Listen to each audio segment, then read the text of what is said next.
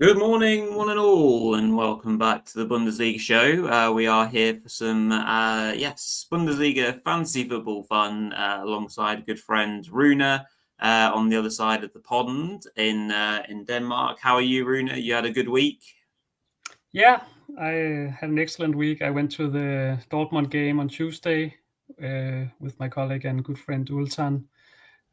We went there to cover the game against FC Copenhagen, and entertaining game, plenty of goals, and went down to the mix zone afterwards and got some reactions too. So that was a lot of fun, and now I'm just looking forward to the weekend. Absolutely. Yeah, no, it sounds like a very good good week indeed. Obviously, it's been a while since we've done a Friday morning slot on the fantasy show. Obviously, what we used to do regularly last season. We're just making sure that we get content out for you guys. No matter how busy, our schedules tend to be. We'll get back to those Thursday evening slots as and when we can do, hopefully from next week. Welcome along, everyone. As per with the show, we'll go through some defender, midfield, and forward picks that are personally hand chosen by the man himself, Rune, and some premium, mid-price, and budget options. Before we do that, just make sure that you leave a like on this video, comment along if you're watching live on this Friday morning. If you've got any questions, of course, we will field as many / all of them if we possibly can do. And obviously, if you're not able to watch us live, get them in and we'll pay especially close attention to the comment section today. Obviously, as we know, it's a shorter time span for you all to get your teams in and ready for the Friday night match. And of course, go check out Bulinews.com on all socials such as Blue Sky and X to check out all their excellent content. Right, we will we'll crack on. Good morning to you, Jackie. Thanks for checking in with our Runer's defender picks. So budget, mid-price, and premium. So over to yourself, Rune, to crack on. Thank you. Starting off with Vladimir Čufal from Hoffenheim. I have an interesting home game against Heidenheim coming up, and he's been in quite good form lately.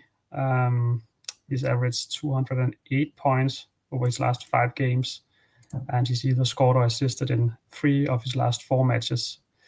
His good form combined with quite favorable matchup at home, I think makes him an interesting pick for this week. And his price is not that high.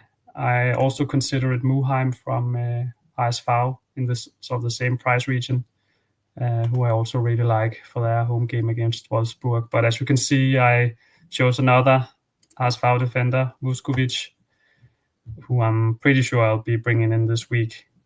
I think, generally speaking, Hamburg have looked much improved recently, and he's made a big impression since joining on loan from Tottenham. Really helps stabilize the defense. And also fantasy-wise, his strong performances are translating into fantasy points. It's actually quite impressive how many points he's been getting, nearly 300 on average in his last 4 games. So that's completely insane, actually. And they're playing Wolfsburg at home. They're probably one of the weakest teams in the league at the moment. A lot of problems at Wolfsburg. Not looking good for them. So I actually kind of back HSV to get a result there, and Vuskovic is the most obvious pick from them, I think. And then I looked at the Dortmund game as well against FC Köln at home. They have a quite favorable run of fixtures. After Köln, they have Augsburg and then HSV, if I remember correctly. So 3 good games for them there, with the only downside being that 2 of them are away from home. But this week they're playing at home, so it makes sense, I think, to have a Dortmund defender. The only question is who will get rotated out. They're playing a lot of games at the moment. They're also playing in the Cup in midweek, and as we talked about earlier, coming off an away game in the Champions League. But I think Schlotterbeck should be pretty nailed on. because of his importance. I can't really see him getting rotated out at the moment. And he's just incredibly consistent on the pitch in real life and in fantasy too, because of his involvement in the passing game and his dual involvement. So that just means he has a really solid floor and should usually get around the 200 points at least, probably some weeks even more. And as we saw against Bayern last week, when he got a great return, I think 286 or something like that. He's quite fixture proof as well, and can pick up points against any opponent. Yeah, absolutely. Thank you for going through those, Rune. I think we're starting to get more and more concerned with rotation with those sides in Europe for sure, and very much back your highest foul picks or pick there. So let's move on to some comments. Morning to you, Rudy. Thank you for checking in. Good morning to everyone from Germany. Lovely stuff. Thank you for watching with us. Morning to you, Saad, as well. Thank you for checking in. Let's get to some questions as well. So let's start off with this one from Jakob. Good morning to you. Thoughts about Stuttgart defenders Chabot and Assignon. Still solid or risky after a tough away game on Thursday against Fenerbahce. Obviously very rightly picking out those. It's a long journey.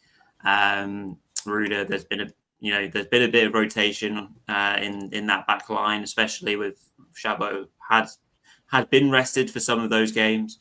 There's a couple of back-to-back defeats in Europe. It's a long way to travel. Mainz up at the weekend on Sunday, also played on Thursday night, but they were at home last night, I think. So no travel for them, really. So what do you reckon to potential for VFB defensive players? I'm not too concerned about Chabot. I think he's pretty nailed on to start. It's more some of the other Stuttgart defenders, such as Assignon, I think could get a break with Wagnerman coming in, for example. Also, Jelsch could probably replace Luka Shakir alongside Chabot, I think. But for me, he should be pretty nailed on because of his importance as that sort of defensive leader. Of course, you never know for sure, but if you're going with the player on the bench who's a starter as well, just to make sure, just in case, then I think that'll be fine. I have him in my team personally, and I haven't considered taking him out. Brilliant stuff. Hope that's helped, Jakob. Moving on to a question from Away Day Joe. Thanks for watching this morning, Joe. Hope you're doing well. Question from you is in regards to ditching or keeping Raum this week. He is always hit or miss for me. I like Mittelstadt, but he is so expensive. Good question. Leipzig, Rune with a fixture against the Augsburg side who aren't exactly flying right now. So I don't think it's necessarily a fixture to be too afraid of in terms of keeping Raum. But what are your thoughts on persisting with the Leipzig captain? I actually think he's still a decent option. He's probably a bit underwhelmed by his returns last week because his price tag is pretty high. So that means you have certain expectations, and I personally expected a bit more from him last week. So wouldn't mind keeping him, but at the same time, if there's someone else you'd rather have, like Mittelstadt is just as good, I think, and especially if he continues in that more attacking wingback role, that gives him an extra boost for sure. So to be honest, I'm not sure about whether to keep Raum or not, because selling him could free up funds for other options, for example, and I may be able to use that extra money somewhere else, and I think you could get a lot of cheap defenders too, who are also very likely to get good returns. So that's something I would consider. Not a bad hold by any means, but his price is high, so he has to deliver for that price. Yeah, absolutely. Hope that helps you out, Joe. Over to a question from Elon. Good morning to you. Who will be rotated in Bayern? At least played 90 minutes in midweek. Well, yeah, good question. So obviously Bayern have got the Gladbach game at the weekend. In terms of that front line, obviously we'll come to that and talk about that in detail a little bit later on in the show. Obviously, Lennart Karl got the nod midweek, didn't he, to start against Club Brugge. So that was interesting to see that kind of rotation of players. What are we expecting for the Gladbach game?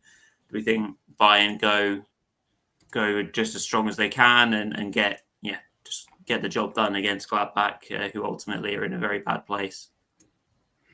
Well, the problem for Bayern is that they don't have a lot of alternatives to Olise.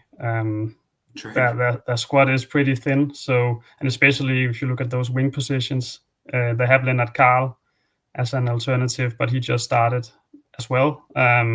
So will he get a second start? That's the question. Personally, I think it's more likely that Olise will start and maybe get taken off fairly early in the game. If Bayern go 2 or 3-0 up, for example, I could see him get subbed off after around an hour. Again, you never know for sure, but Gnabry still isn't like fully fit. So the question is, will he be an option? And if he is an option, then he's probably more likely to play in that central attacking midfield role.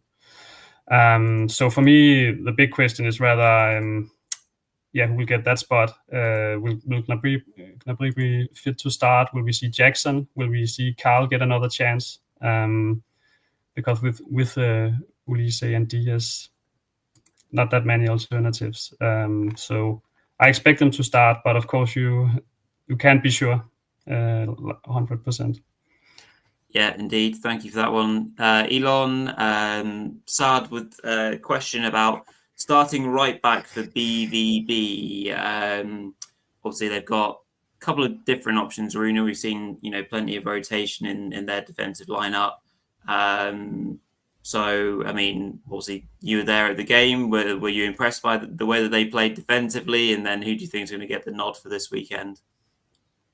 No, I wasn't impressed by Kutu started that game at wingback on the right side, and I don't think he had a good game by any means. And Ryerson came on in the second half as well, and I think Ryerson was one of their best players against Bayern last week. Didn't do everything right, but in terms of mentality and making the tackles you need to make in that sort of game, and Sure. taking responsibility. I think he's an important player for them, really energetic on the right side. So given that Kutu started against Copenhagen, I can't see why Ryerson shouldn't start this one. I think he has the edge at the moment, and he just got a break. So I think it would make a lot of sense to bring Ryerson back into the starting lineup. Yeah, exactly what you mentioned there, Rune. Very much like Ryerson's mentality. He's always up for a game, isn't he? He's always charging around. Often gets booked, but he's definitely always up for the fight. Question from Broody as well. Thank you for this one. What are your thoughts about Nathaniel Brown? Frankfurt's defense is pretty shaky lately, if I can get my words out. But they have some very good fixtures coming up. Obviously, it's Pauli at the weekend, isn't it? Rune. I mean, we've already, Mark and I already touched on Frankfurt's just seemingly now really unbalanced team in terms of the quality that they're producing up top versus what is going on. That in that back line / goalkeeping position, it seems to have really escalated in the last couple weeks / month. So what do you feel about Nathaniel Brown and potential as a Frankfurt defender? I feel pretty good about Brown this week. I think it would be a good time to bring him in. I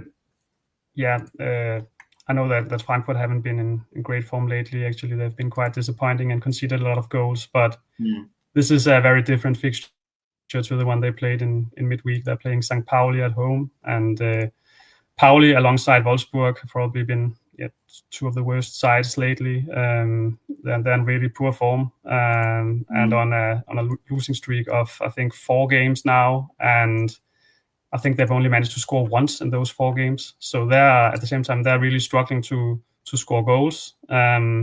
So probably a really good timing in terms of having this fixture at home for Frankfurt. They need this sort of fixture maybe to bounce back and get confident again. And after this one, they have some interesting ones as well against Heidenheim and Mainz, I think.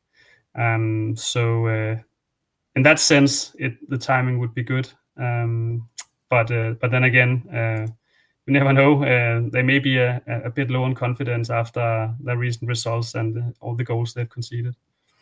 Absolutely. Thank you for that one, Broody.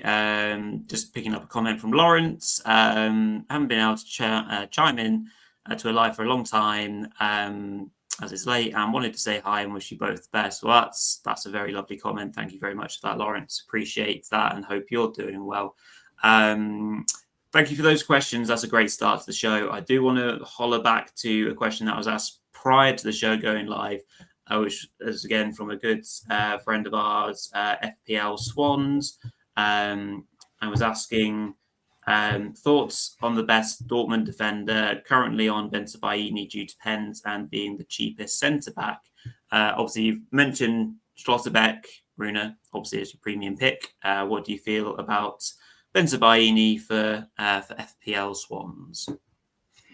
I think he's a good option too. I've seen him mentioned as a rotation risk at some places, but then on the other hand, he was rested against Bayern. Süle started in his place there.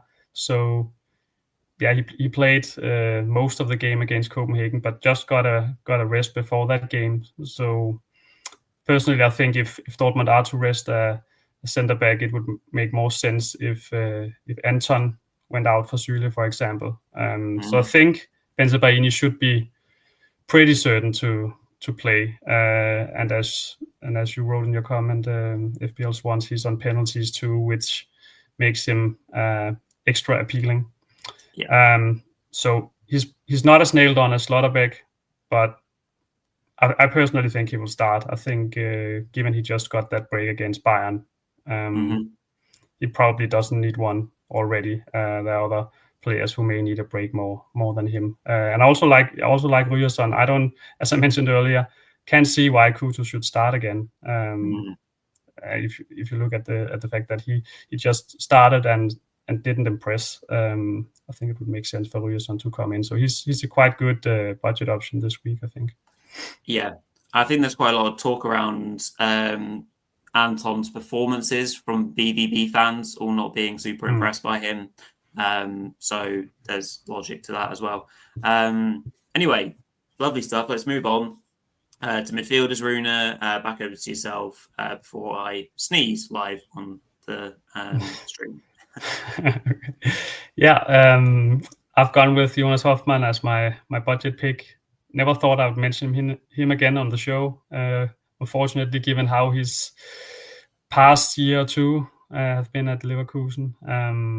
Started well there, but then it's been rough for him, I think. But he may be one of the players to benefit from the coaching change. He was handed a start last week and impressed. Got nearly 200 points. And then he didn't play against PSG because he's not in Leverkusen's Champions League squad. So I think his strong performance last week, combined with the fact that he has fresh legs now, he just got a break, that makes highly likely that he'll get another start. And yeah, his ownership is 0%. His price is just above 5 million. So I think he offers a lot for that price. A true fantasy legend like him. Used to be, like almost a must-have player at Gladbach at times. He was really good there, fantasy-wise. I think Iki Fernandes from Leverkusen is another option, and the same price range. He gets a lot of points from Duels 1, and his returns have actually been surprisingly good last 2 games. I just took a look before we started recording. So he's another option, I think, in that price region who's quite attractive this week.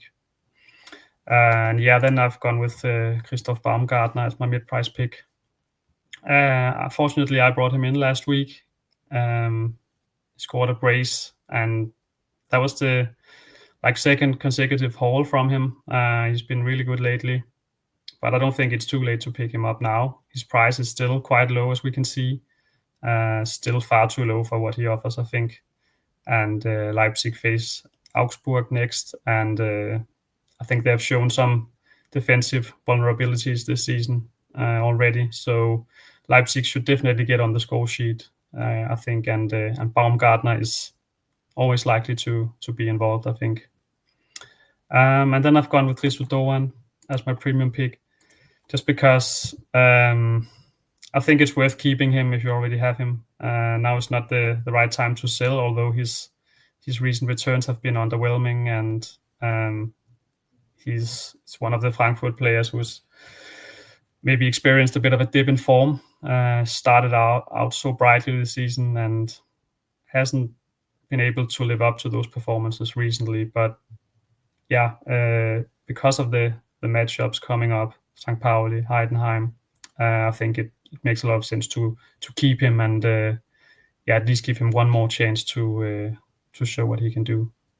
Yeah, absolutely. Thank you for that, Rune. Shocked by that, Jonas Hoffman not in the UCL squad. I didn't know that. That's crazy.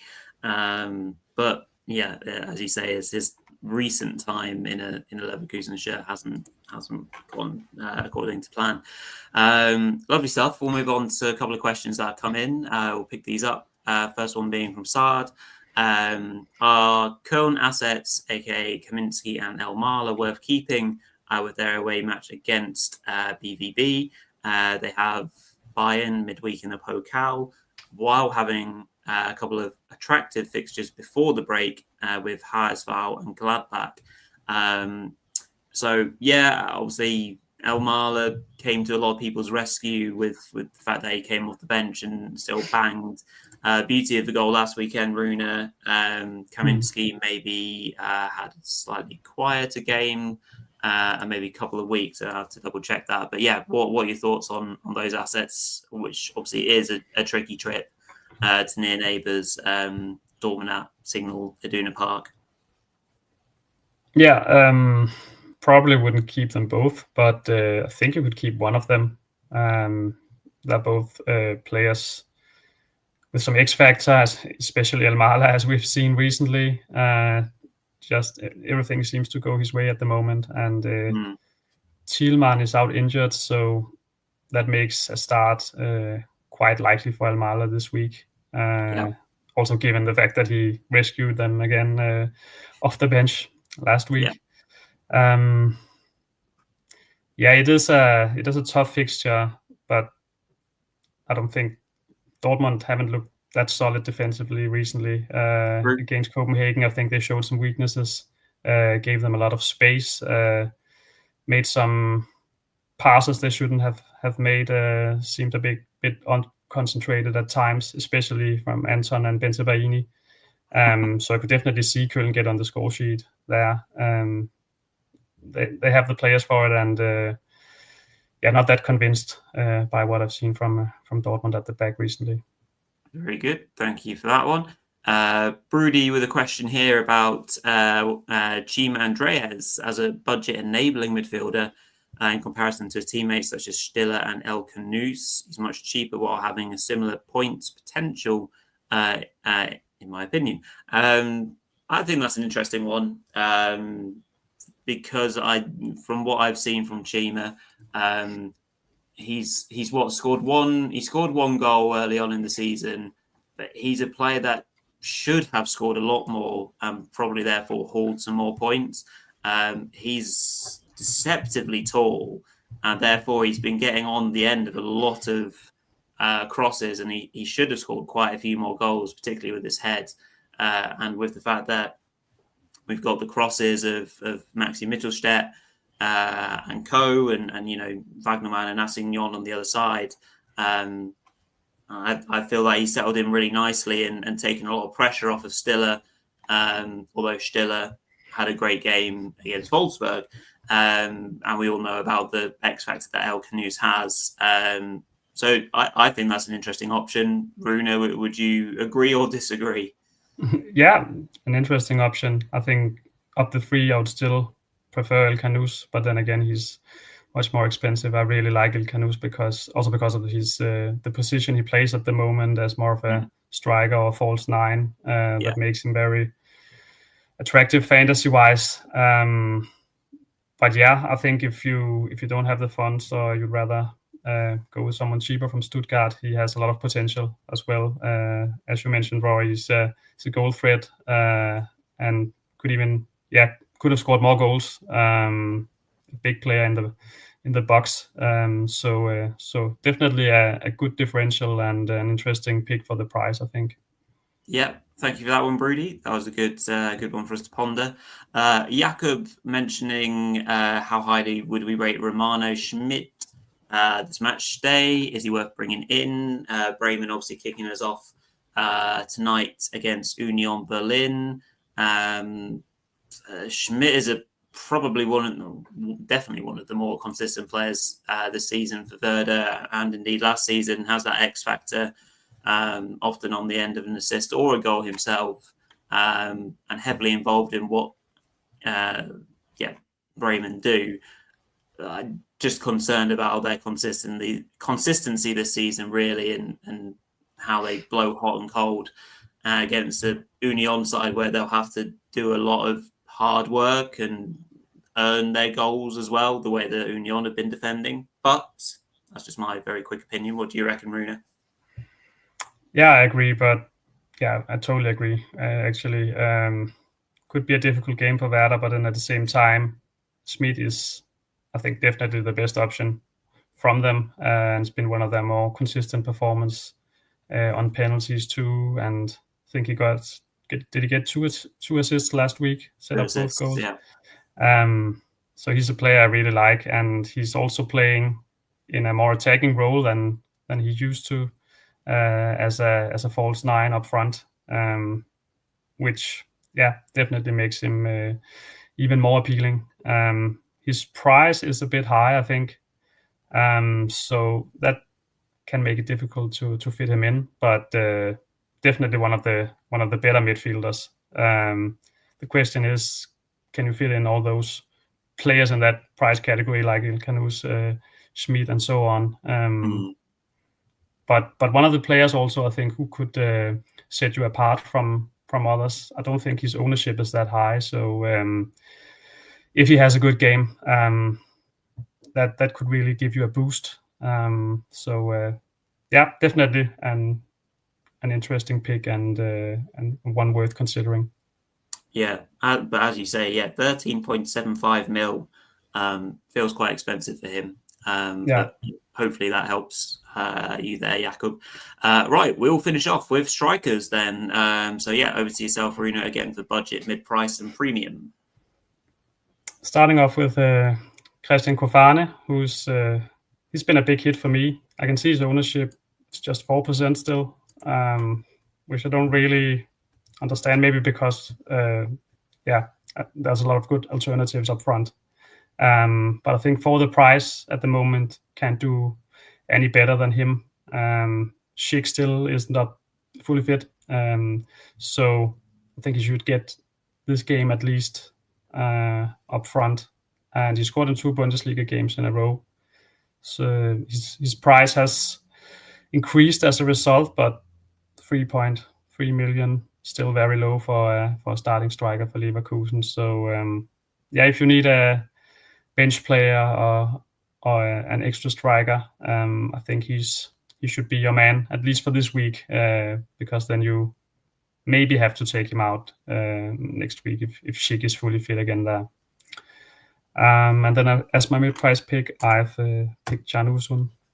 A bit like with Doan, hasn't looked at his best lately, was rested against Liverpool. But I wouldn't give up on him. I I think this game against St. Pauli at home represents a great chance for him and Frankfurt in general to get back in form. So still definitely a great option. I also like Aslani from Hoffenheim in the same category, and Kramaric, as you can see. Not sure I'll go for him myself, but just wanted to mention him as a premium pick. I think he's maybe flown a bit under the radar this season. There's been a lot of talk about Hoffenheim's young attackers, the likes of Lemperle, Touré, Aslani. Not that much about Kramaric, also because he's maybe had to find his role in the system that Ilse runs now. But last week, he was the one getting the headlines from Hoffenheim, at least one of them. He got more than 300 points, scored and assisted. So that should give him confidence. And they're playing Heidenheim at home, and his ownership is just 2%. So I think he's, of course, we all know the quality he has and what he can do when he's at his best. So maybe that performance last week just gave him the confidence needed to start producing again. And I think he's at least an interesting alternative to the cheaper Hoffenheim players and to Usun, for example, as well in the same price bracket. Indeed. Thank you very much for that, Rune. Lovely stuff on our striker picks. So we'll just finish off with any questions that come in. I can see one has come in from Jakob, picking up about BVB strikers. Guirassy potentially a doubt to start, and any faith in Adeyemi or Fabio Silva, who obviously got his first goal for the club in the game that you watched, Rune. Although there's lots of people that have their doubts about that signing in general. Obviously, Maxi Bayer, again, a player that's not really hit the heights too recently. So general thoughts about BVB attacking potential? I think that there are probably too many question marks at the moment about their strikers. I think Silva will get the chance. I think Guirassy has looked a bit tired lately. Reports have mentioned he's still struggling with a thigh problem. He's not really at his best at the moment. He's also played a lot of minutes, so will maybe be good for him to get a break. But then again, we're not completely sure that will happen. I think that will happen, but it's still a bit of a gamble because you don't know for sure unless Kovacs confirms it ahead of the game. Anyway, I think Adeyemi, if I remember correctly, he was on the bench for the full game against Copenhagen, so he will almost certainly start. He could, I think he could make an impact, could be a good differential this week.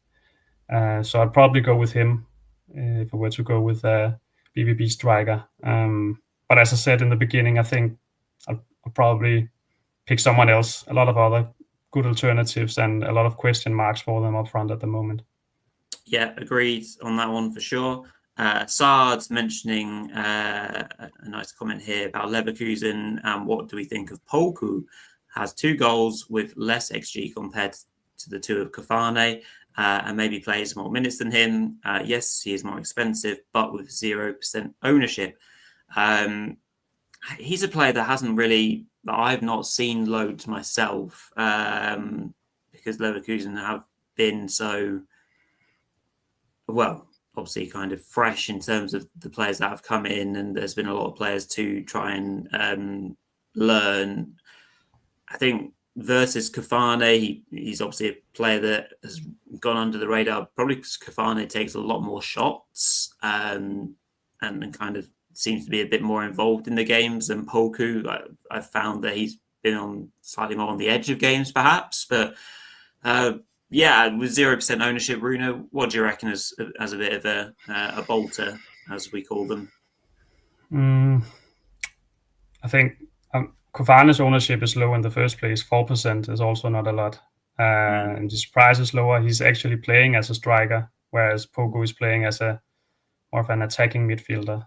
So I think those are the factors that speak for Kofane. But with that said, I think Poku has has earned his place. Currently, at least, they have a lot of players for that attacking midfield role. But Tillman is injured at the moment, and I think Pogo has chipped in with a few goals and also an assist here and there. So I think at the moment he's proven that he deserves to start, but I'd probably rather pick Hoffman, who is a midfielder, a bit more experience. I just also feel that Kofane, more things speak for Kofane at the moment if you're going to pick a Leverkusen striker. Brilliant stuff. Thank you for that one, Saad, as well. And yeah, thank you to everyone for watching this morning. It's been a great show. Loads of awesome questions from our lovely community of Bundesliga fantasy players, which we have so delightfully, kept up and keep on growing with. So we will leave it there. Obviously, thank you to everyone that's watched this morning. Please do make sure you leave a like on this video. Again, if you're not watching us live, leave a comment. We'll try and pick stuff up before the deadline this evening for the game ahead, and make sure you're following us on all socials such as X, Blue Sky, and the rest. So thank you all. Thank you, Rune. Take care. Enjoy your weekend. We'll see you on Monday to review it all. Cheers all.